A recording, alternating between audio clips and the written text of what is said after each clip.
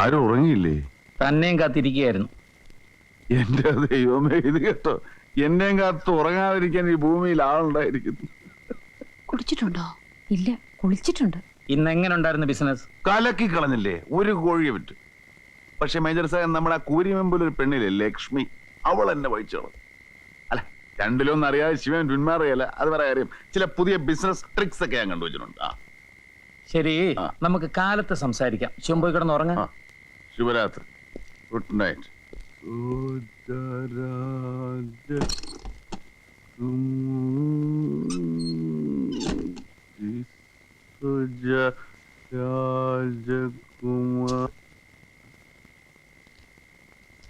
രാത്രി വിമാനം പറത്തി കളിക്കുന്നതാരാ? Major Sarah?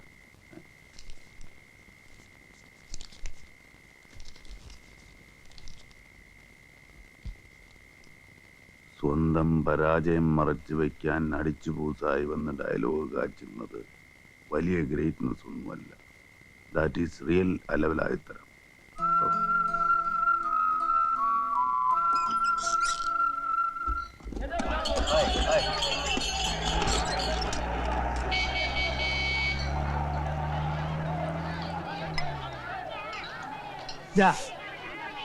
ഇത് കൂടെ പിടിച്ചോ. പറഞ്ഞതെല്ലാം ഓർമ്മയുണ്ടല്ലോ. ഒരു ഗ്ലാസും കൂടെ വേണേ പോകും. പോതും. എല്ലാം ചൊന്ന മാതിരി ചെയ്യ ഒരു ഗ്ലാസ് കൂടി തരണേ. കാശും തരണം. ഓ തരാം.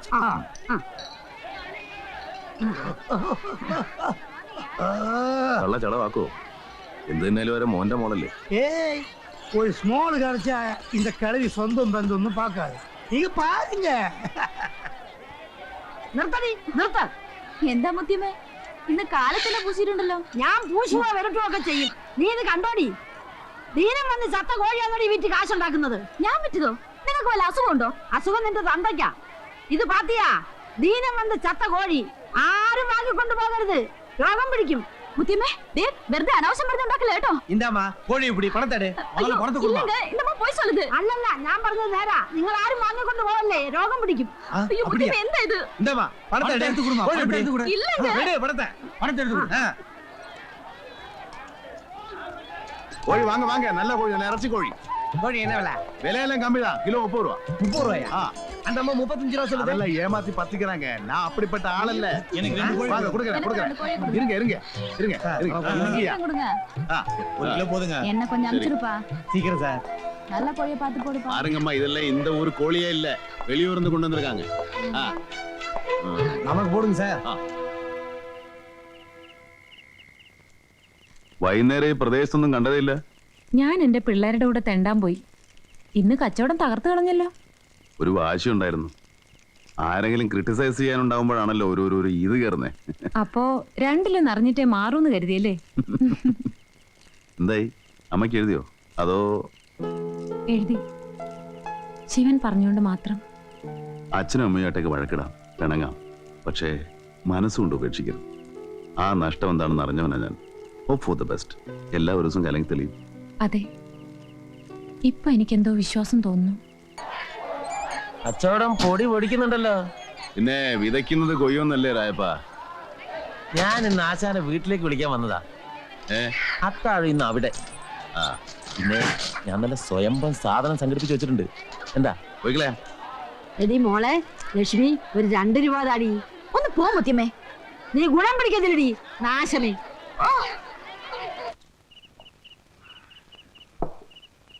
അറുമുഖം എവിടെ? വൈകുന്നേരം രംഗണ്ണന്റെ പിള്ളേര് വന്ന് വിളിച്ചോണ്ട് പോയതാന്നാ അവന്റെ കെട്ടിയോള് പറഞ്ഞത്.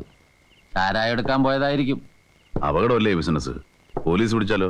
ഏയ്, രംഗണ്ണന്റെ ആൾക്കാരെ പോലീസ് പിടിച്ചതായി ഇതുവരെ കേട്ടിട്ടില്ല. തിരിച്ചാ സംഭവിക്കാറ്. ഇതെങ്ങനെയാ ഒന്ന് തൊട്ടുകൂട്ടാനില്ലാതെ? ഞാൻ പോയി നല്ല ചൂടുള്ള മുറുക്ക് മേടിച്ചിട്ട് വരാം. വേണേ ഇറങ്ങേ. ഞാനിതാ വന്നു. ഒരു 10 അടി നടക്കേണ്ട കാര്യമല്ലേ ഉള്ളൂ. പക്ഷേ എന്താ വേണ്ടതെന്ന് വെച്ചാൽ ശ്രദ്ധിക്കണം. ഞാനിത് എത്തിപ്പോയി.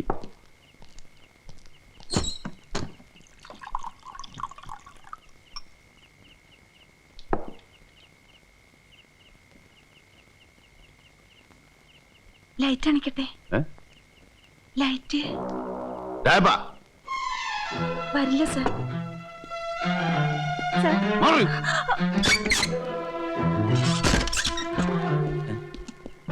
പെങ്ങളെ കൂട്ടിക്കൊടുക്കണതാ പോരാ.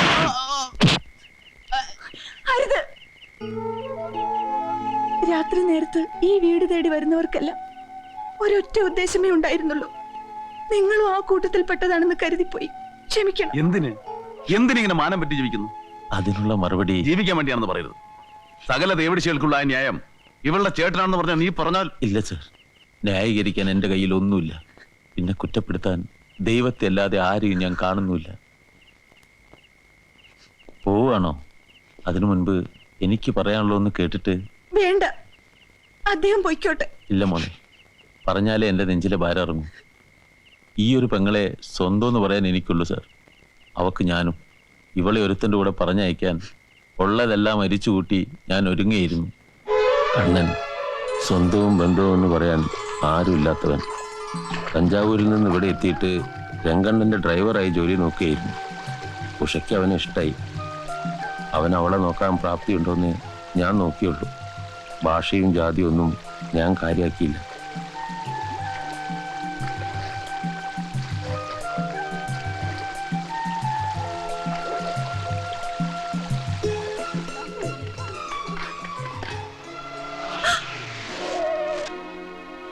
കോളനിയിലെ കാണാൻ കൊള്ളാവുന്ന പെൺകുട്ടികൾ രംഗന്റെ കൺവട്ടത്ത് പെടാതിരിക്കാൻ എല്ലാവരും ശ്രദ്ധിച്ചിരുന്നു. രംഗൻ ഒരു പെൺകുട്ടിയെ ഇഷ്ടമായി എന്ന് വെച്ചാൽ അതിന്റെ അർത്ഥം ആ കുട്ടി നശിച്ചു എന്നാ. ഇവളെയും അവൻ നോട്ടോടുന്നുണ്ടെന്ന് എനിക്കറിയാമായിരുന്നു. പക്ഷെ കണ്ണന് ഞാൻ ഇവളെ കെട്ടിച്ചു കൊടുക്കാന്ന് പറഞ്ഞപ്പോൾ അയാൾ എതിരൊന്നും പറഞ്ഞില്ല. കല്യാണത്തിന് പൊന്നു വാങ്ങാനുള്ള പണം തന്ന് സഹായിച്ചു. വേണ്ടെന്ന് പറഞ്ഞിട്ടും നിർബന്ധിച്ച് കയ്യിൽ ഏൽപ്പിക്കുകയായിരുന്നു. അങ്ങനെ ഇവളും ഞാനും സ്വപ്നം കണ്ടതിലും ഭംഗിയായി കല്യാണം നടന്നു. രംഗൻ എന്റെ പെങ്ങളെ അവൻ പൊന്നു വാങ്ങാൻ അവൻ തന്ന പണം എന്തിനുള്ള വിലയായിരുന്നെന്ന് എനിക്ക് മനസ്സിലാകാൻ വൈകിപ്പോയി സാറേ. എന്നിട്ട് രംഗനെ പിറ്റേന്ന് വെളുപ്പിന് ഈ ഉമ്മറത്ത് വന്ന് തല തല്ലി കരയുന്ന ഇവളെ കണ്ട് സഹിക്കാതായപ്പം ഞാൻ ചെന്നു അവനെ കാണാൻ. അവന്റെ ആളുകൾ തല്ലി ചതച്ചൊരു വിഴുപ്പ് പാണ്ഡം പോലെ എന്നെ ഇവിടെ കൊണ്ട് എറിഞ്ഞിട്ട് പോയി. ഈ പടി കയറി വന്നൊന്ന് നോക്കാൻ, ഞാൻ ചത്തോ ഇല്ലയോ ഒന്നും അന്വേഷിക്കാൻ ഒരു പട്ടിയും ഉണ്ടായിരുന്നില്ല. ഒടുവിൽ എനിക്കിത്തിരി കഞ്ഞിവെള്ളം തിളപ്പിച്ച് തരാൻ, മരുന്ന് വാങ്ങാൻ ഇവക്ക് വീണ്ടും ഉടുതുണി ഉരിയേണ്ടി വന്നു സാറേ. എന്റെ ജീവൻ പിടിച്ചു നിർത്താൻ ഇപ്പോ ജീവൻ ഉണ്ടെന്നേ ഉള്ളൂ. ഈ ശരീരം കൊണ്ട് പ്രയോജനം ഒന്നുമില്ല. എന്നിട്ട് കണ്ണൻ അയാളെവിടെ? അന്നത്തെ രാത്രിക്ക് ശേഷം ആരും കണ്ടിട്ടില്ല. കുറച്ചുനാള് ദൂരെ ഒരു വട്ടാശുപത്രി കിടന്നിരുന്നെന്ന് കേട്ട് ഞാൻ തിരക്കിയിരുന്നു. അവിടുന്നും പോയെന്നാ അറിഞ്ഞത്.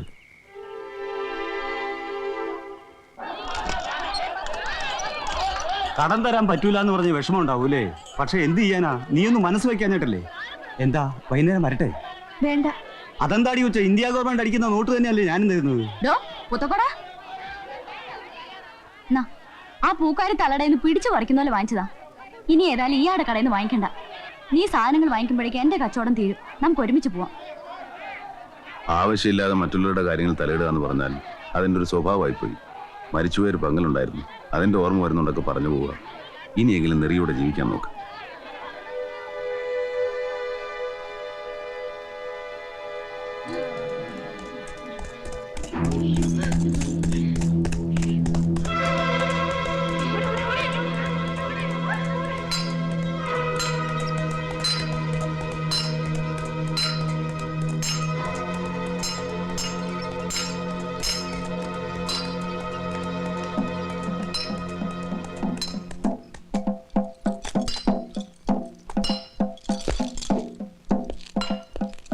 வேலோ வாடாங்க. ஏண்டா நீ போகலையா? படுத்து படிக்க இருக்க அப்பாவை கூட்டிட்டு நான் எப்படி போக முடியும்? எப்படி போக முடியும்? அவரை விட்டுடுங்க. நானும் என் பசங்களும் அனாதை ஆயிடுவோம். நாங்க எங்கேயாவது போயிடுறோம். அவரை உயிரோட விட்டுடுங்க. இத பாரு, 10 நிமிஷத்துக்குள்ள நான் திரும்பி வருவேன். அதுக்குள்ள இந்த இடத்தை காலி பண்ணல தொலைச்சு விடுவேன். தொலைச்சு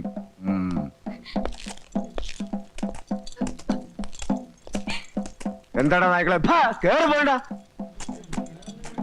கோமாரி பசங்களா. നിർത്തണേ. അവന്റെ മറ്റേതിലെ ഒരു തപ്പുവായ பாவம் வேலு இங்க இருக்கிறது வீடும் குடிசெல்லாம் அந்த ரெங்கண்ணனுடையதாണെന്നാണ് വെപ്പ്. വാടക കാശ് ശരിക്കും കൊടുക്കുന്നില്ലാന്ന് പറഞ്ഞാണ് ഈ കുടി ഒഴിപ്പിക്കുന്നത്. ஆனா சங்கதி அதல்ல. இந்த வேலுக்கும் அழகான ஒரு தங்கச்சி இருக்கு. அந்த சந்திரக்கும் அவள் மேல ஒரு கண்ணு.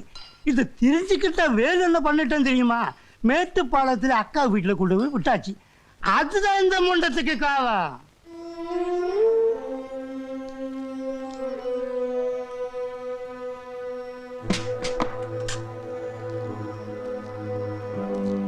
கொஞ்சம் நிறுத்துங்கோ. நீங்க எல்லாரும் இது காணுங்கோ. ഒരു കുടുംബം ഇവിടെ നിന്ന് പോവാണ്. എതുക്ക്?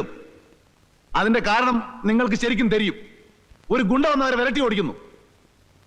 ആരാണവൻ? മன்னிச்சிடுங்கோ.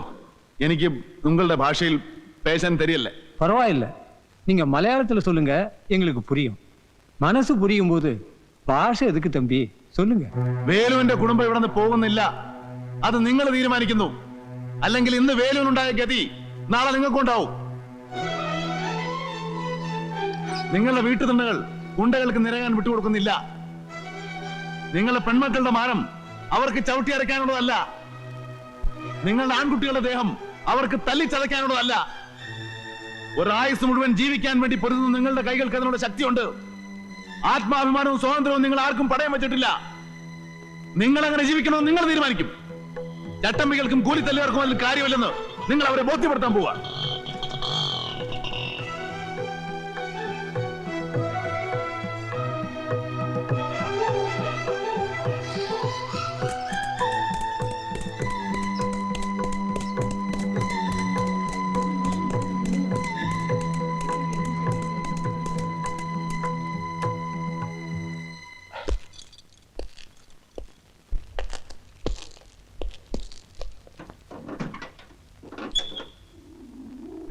எழுந்துடுறா.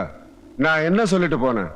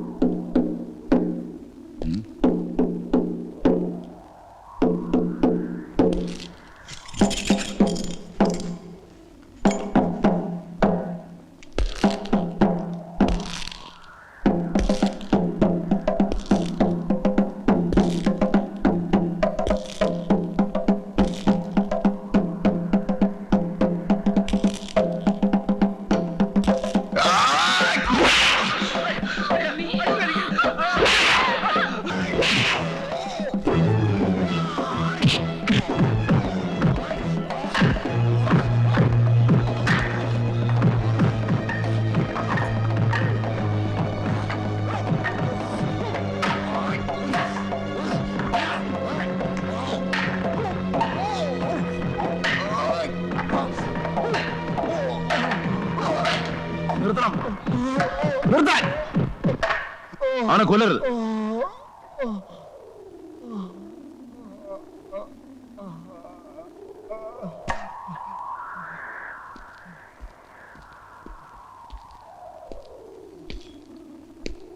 നിനക്ക് മാത്രമല്ല, രംഗന്റെ വളർത്തു നായ്ക്കൾക്ക് മുഴുവൻ ഇതൊരു പാഠമായിരിക്കും.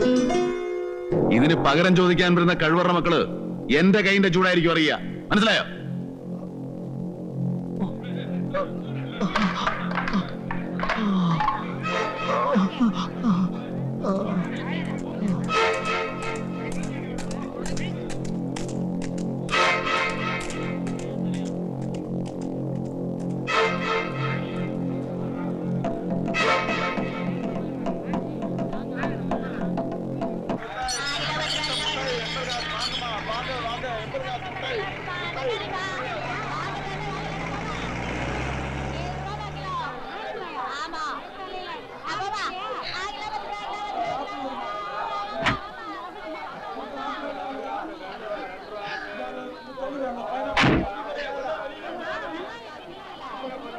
എന്താ മാർക്കറ്റില്ലാടി? ഇന്ന് ഇത്ര മര്യാദക്കാണല്ലോ. എന്താ പറ്റി?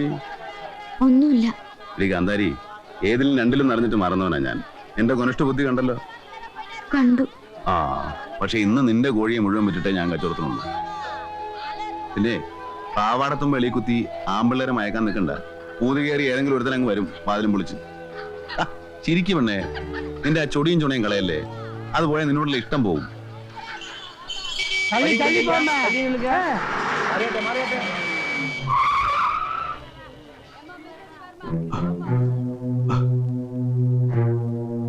രംഗണ്ണന്റെ പിള്ളേരുടെ ചുണ എന്താണെന്ന് അവനെ മനസ്സിലാക്കി കൊടുക്കടാ. ആ നില അപ്പോ ഈ രംഗേട്ടൻ രംഗപ്രവേശം ചെയ്തിട്ടില്ലല്ലേ?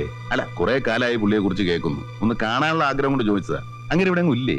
കൊടുങ്കാറ്റിന് സ്ഥിരം കൂടില്ലടാ. വരും, വന്നതുപോലെ പോകും. അടുത്ത വരവ് വരെ ആദ്യത്തെ ഓർമ്മ കാണും. ഇവിടെ നിന്ന് നിനക്ക് ജീവനോടെ രക്ഷപ്പെടാൻ കഴിഞ്ഞാൽ അത് കാണാനുള്ള യോഗമുണ്ടാവും. എടാ ചന്ദ്രു, ശിവന്റെ ഇരിപ്പിടം കൈലാസത്തിലാ, എന്ന് വെച്ചാ ഹിമാലയത്തിന്റെ മുകളില്. അവിടെ മിറപ്പിക്കാൻ ഒരു കാറ്റും ജനിച്ചിട്ടില്ല. നോക്കി നിൽക്കാതെ കൊടുക്കടാ.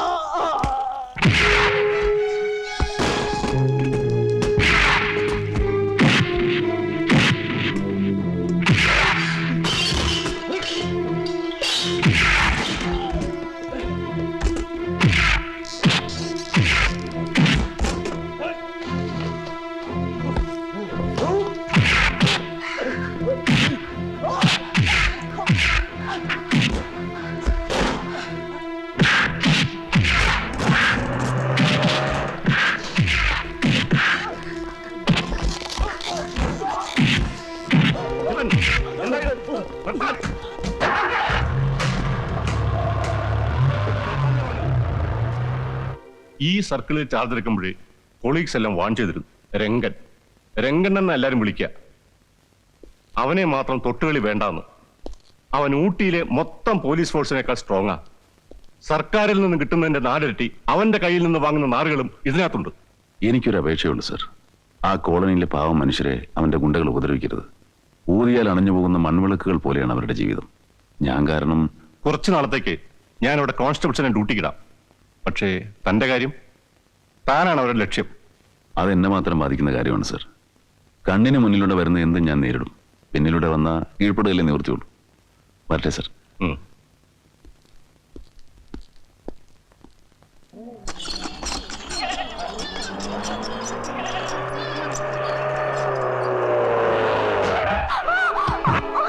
ലക്ഷ്മി,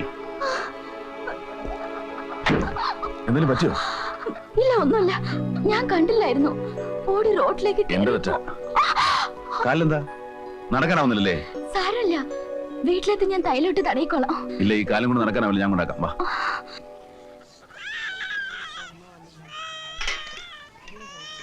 മാർക്കറ്റിൽ നടന്ന കാര്യങ്ങള് മോള് പറഞ്ഞ് ഞാൻ കേട്ടു. ഒരു ദിവസം വീട്ടിലേക്ക് വിളിക്കാൻ ഞാൻ അവളോട് പറഞ്ഞിരുന്നു, ഒന്ന് കാണാൻ. ആൺകുട്ടികളെ എനിക്ക് ഇഷ്ടാ, ബഹുമാനാ. എന്തായിരുന്നു അസുഖം? അസുഖം ഒന്നും ഉണ്ടായിരുന്നില്ല മോനെ. നട്ടല് തല്ലിച്ചതച്ചതാ. ഞാനൊരു പോലീസുകാരനായിരുന്നു, അറിയാമോ? ഇല്ല. വിശിഷ്ട സേവനത്തിന് ചിലർക്ക് മെഡല് കിട്ടും. എനിക്ക് കിട്ടിയത് ഇതാ, രംഗന്റെ കയ്യിൽ നിന്ന്. അവനെ, ആ തെണ്ടിപ്പട്ടി ആദ്യമായി കയ്യാമം വെച്ച് നിരത്തിലൂടെ നടത്താൻ ധൈര്യം കാണിച്ചത് ഞാനൊരുത്തനാ. അതിന്റെ പക അവൻ വീട്ടി. ഇപ്പോ എന്റെ മോൾക്കൊരു ഭാരമായിട്ട് ഇങ്ങനെ മേലോട്ട് നോക്കി കിടക്കുക. കഴിഞ്ഞതിന്റെ മുമ്പത്തെ കൊല്ലം ഇവരുടെ തള്ള മരിച്ചു. ഇപ്പൊ താഴെയുള്ളവർക്കും എനിക്കും ഒരു നേരം ആഹാരം കഴിക്കണമെങ്കിൽ ഇവള് കോഴിക്കോടേം ചുമന്നു പോണം. എന്തിനാ കാപ്പി ഉണ്ടാക്കാൻ പോയത്? ആ കാലം വെച്ച് നടക്കാതെ അവിടെ എവിടെയെങ്കിലും ഇരിക്കേ.